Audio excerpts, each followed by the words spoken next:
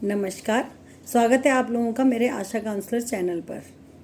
आज मैं आपके लिए वीडियो लेकर आई हूँ आई फ्लू पर। ये जो है बहुत फैल रहा है आजकल, कुछ मौसम के कारण, है ना। इस टाइम पे बरसात है, उस वजह से भी थोड़ा सा मौसम ऐसा हो जाता है कि एलर्जी होने की बहुत ज़्यादा जो है वो चांसेस होते हैं कई तरह से। बट इस टाइम पे जो चल रहा है वो आई फ्लू जो है वो बहुत स्पीड में फैल रहा है। स्कूलों में बच्चों के या बड़ों के किसी के भी जो है ये फैल रहा है। तो इसके फैलने के कारण, पहले तो इसके फैलने के कारण यह है, मेन मुख्य कारण यह है कि अगर किसी को हो रखा है और हम उसके संपर्क में आ गए तो हमको भी हो सकता है। तो हो सके तो अगर किसी को आई फ्लू हो चुका है या किसी बच्चे को, जिसको भी, तो वो घर पर ही 1-2 दिन रेस्ट करें और डॉक्टर से जो है वो दवाई ले लें, मेडिसिन ले लें, आई ड्रॉप जो भी डॉक्टर दें आप उसको डालें अपनी आँख में और जो है घर से बाहर ना निकले।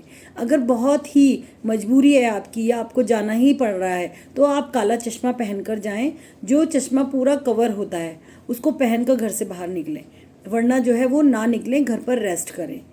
बच्चों को खास करके बच्चों को बोलें कि अगर आई फ्लू हो रहा है तो वो स्कूल नहीं जाएं। आप पेरेंट्स की भी जिम्मेवारी बनती है और स्कूल में जो है टीचर्स की भी बनती है कि यदि अगर कोई बच्चा ऐसा लगता है आपको कि उसके आँख में जो है कोई दिक्कत हो रही है तो आप उसको पहले ही घर में रहने की सलाह दें।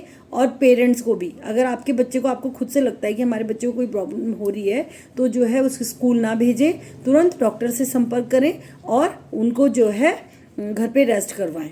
दूसरा, यदि अगर आई फ्लू हो रहा है तो अपनी मर्जी से कुछ भी आँख में ना डालें।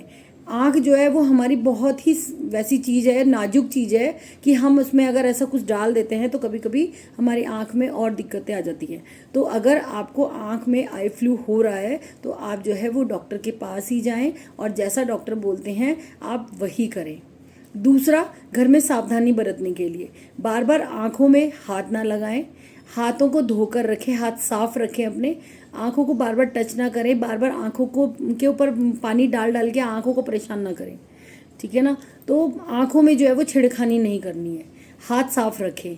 और यदि किसी को आई फ्लू हो गया है घर पे तो उसको जो है अलग बिस्तर में सुलाएं, अलग तकिया उसको दें और तकिए के ऊपर जो है कोई कपड़ा बिछाकर उसको सोने के लिए बोलें और बार बार उस कपड़े को जो है वो धो दें। उस बिस्तर को, उस पिल्लो को दूसरा जो है यूज़ ना करें, क्योंकि जो है इससे परिवार में और सदस्यों को भी होने के चांसेस हो सकते हैं।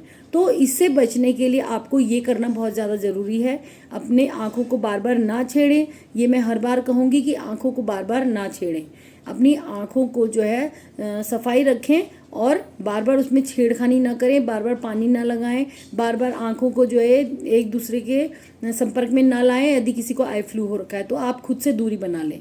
चश्मा पहने, आजकल अगर सभी पहन लेते हैं, घर से बाहर निकल रहे हैं तो अपनी सेफ्टी के लिए पहन सकते हैं, पहने।